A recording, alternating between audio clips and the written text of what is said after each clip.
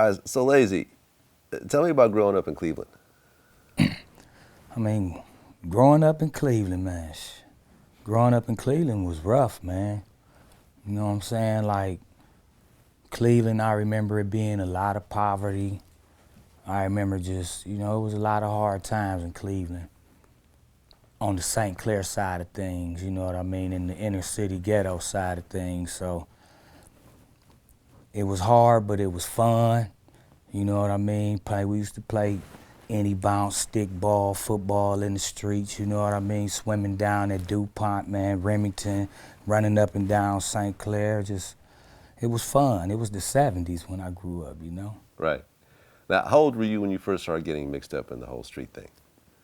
I was about 10, 11 years old, when when you start needing things in particular that your parents can't buy, you know what I mean? And then you see other people getting it and they got these different ways, so you try different things in the neighborhood.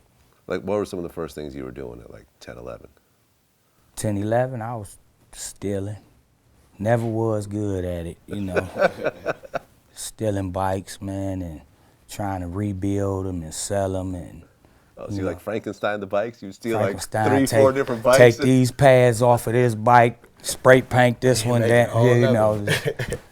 bad, trying to get some mags, man, Wow, I've never even heard of this. But actually, like putting together different bikes to make new bikes. Yeah, you got to so disguise you can't recognize the old bike. Yeah, you got to disguise them things, man. You ever got caught? Oh, I got caught a few times, you know what I mean? I wasn't no chronic stealer, but I was actually always scared doing that. You know what I mean? I got caught stealing in it would be more like a Walmart these days. They call it pick and save or something like that. I was stealing bike parts.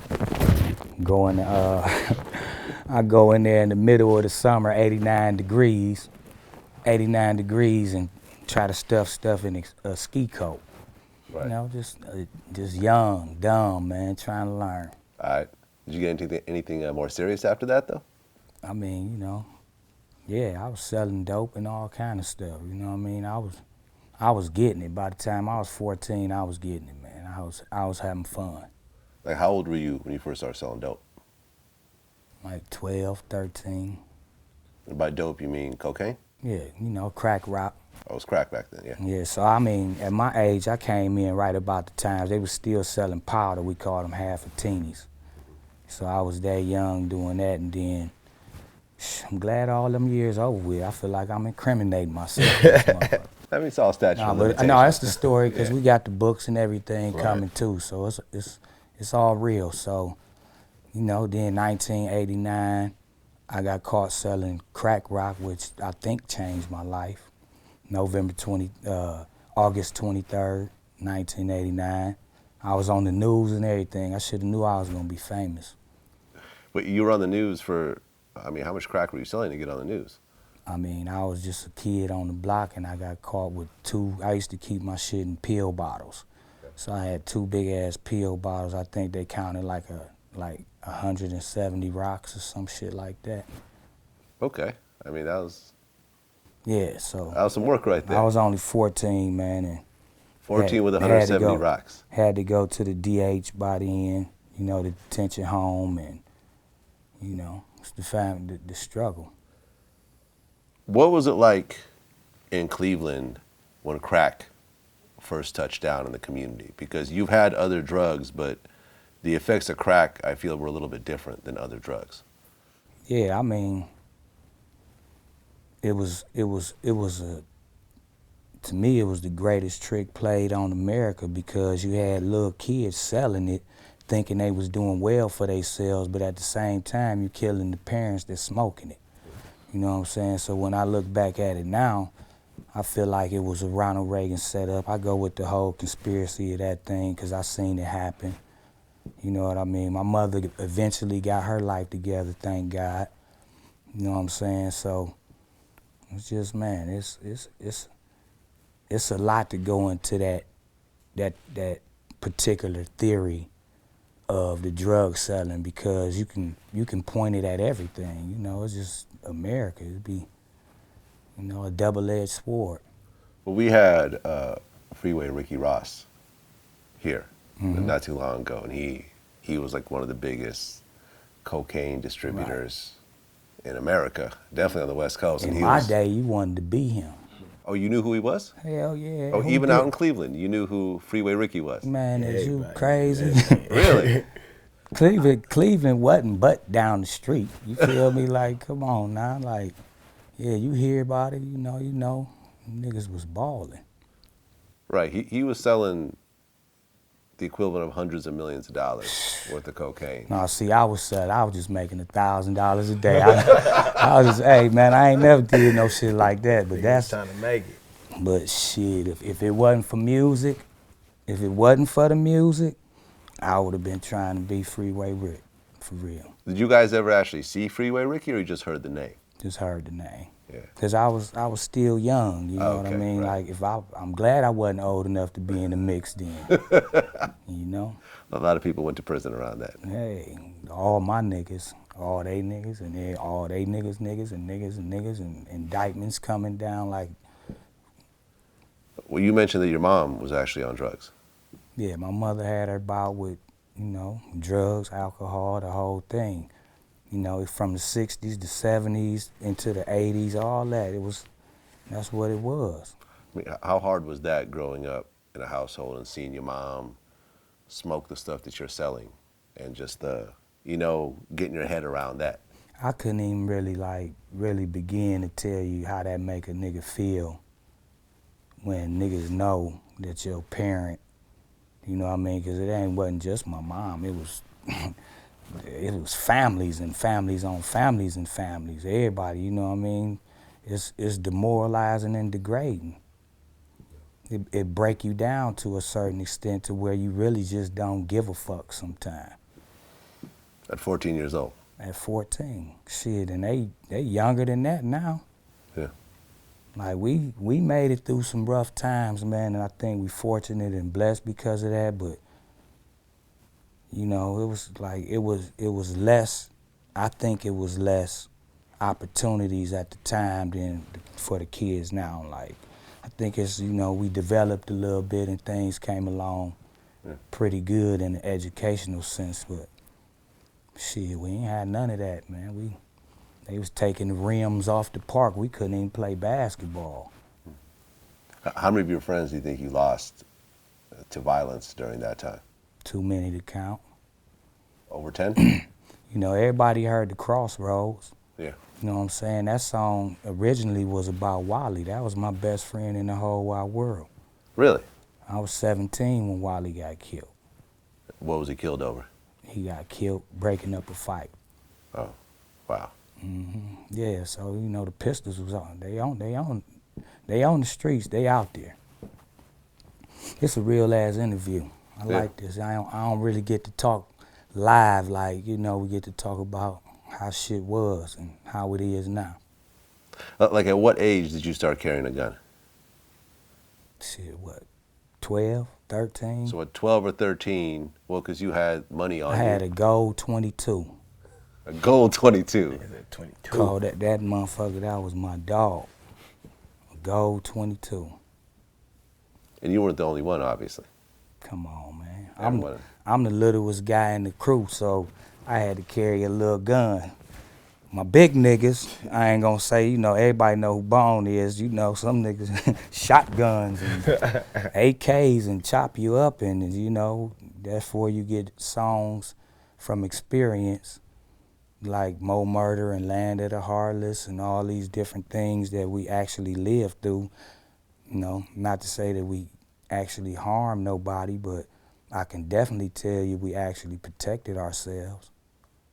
Like, how old were you when you actually were in a shootout of any sort? I'm not asking you to incriminate yourself, but in terms of being, you know, bullets flying around you.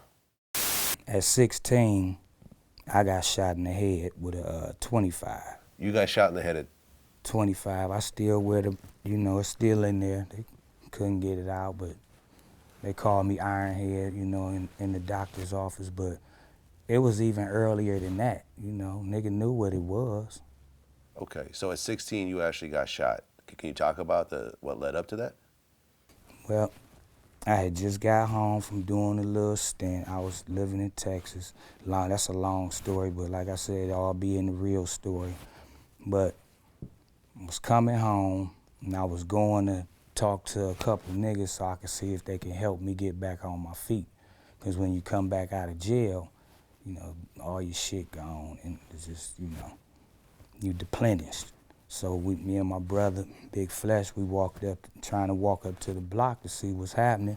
Somebody mistaken identity me and was like, are you such and such? I'm like, no, and then it turned into a fist fight. I pepper sprayed somebody. He pulled out a gun. I turned around to run. I got hit. My brother carried me home like 8 blocks. My mother got me to the hospital. Boom. I was out there, and that was that. And I was out there. I mean, when you got shot, did you think that was going to be it? No, I was really thinking about making it home, man. Like, I ain't think it was over or nothing, because after that, that's when I'm like, I ain't doing nothing but music.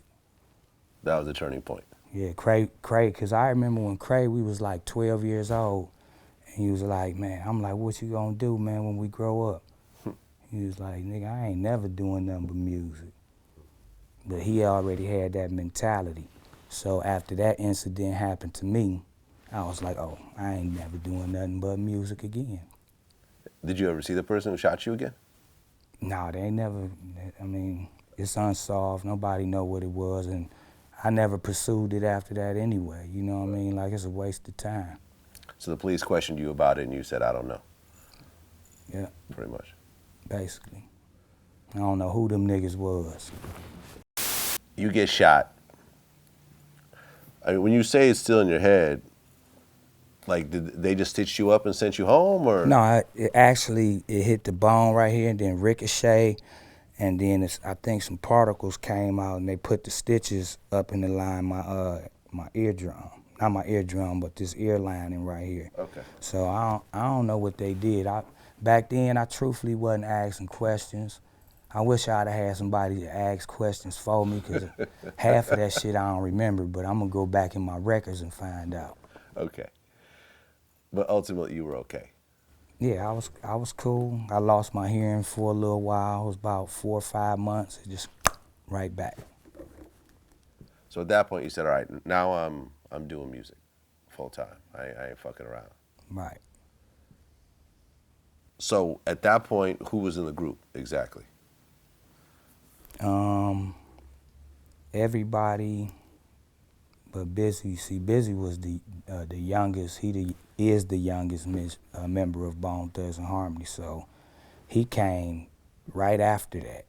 So it was me, Crazy, Wish, and Flesh. Okay. And you guys weren't called Bone Thugs and Harmony in the beginning? We was Bone Enterprise. Bone Enterprise. And later on, was it Easy's idea to change it to Bone Thugs and Harmony? Yeah, it was, well, actually, we had a song called Gangsta Harmony, and we was Bone Enterprise. So, when we got with Easy, we changed the title to Thugs and Harmony. Well, we changed the title to Thugs and Harmony. And then E came to us like, hey, man, y'all name should be Thugs and Harmony. But, you know, Bone was our last name. That's how we bonded. We was like, nigga, we Bone Thugs and Harmony. Now that sound good than a motherfucker. He was like, I'm just telling you, man. So it was a compromise. It was a compromise. It was a compromise between y'all's name and his name. And we'd keep Thugs and Harmony on it. I feel you. When I interviewed Crazy, he was saying how the way we was going, something would happen to one of us, like jail time, death, something would happen, because we was like, right before we left it and decided to go to Los Angeles, we was hot. We was some hot boys for real. Like, we was like, yo, if we don't leave and get up out of here, we ain't making it up out of here. We gotta go. Oh yeah, it was hot. But you know, that was our journey from '99. We talked about them shootouts. We had one in particular with some niggas right across the street. Really? You feel me? Hiding behind the tree. just bing, bing, bing, all this old dramatic ass shit. But yeah, like it was, because like I say, we lost Wally. You know what I mean? And it was just like, if we don't leave, something gonna happen to one of us. Cause we was all close, man, like super duper duper close. You know what I'm saying? So yeah, it was, the heat was on. What was the shootout with the guys across the street? What was that over? I mean, I don't even know. I think we had a party one time and some shit got out of line, and one of my niggas, I ain't gonna say no names, you know who he is, threw a motherfucking garbage can through the front window and all hell broke loose. And that's what I said, God damn nigga. So what happens when you have a shootout with dudes who live across the street when you got to go outside the next day? I don't know, you gotta think about if you wanna run into this nigga that wanna kill you.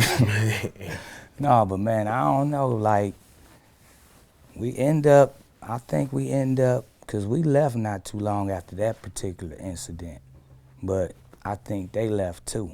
Okay. You know what I'm saying? So, but we was the kings of 99 though. Our mentality like, nigga, this our shit. We own this piece of real estate. You know, that's what we thought.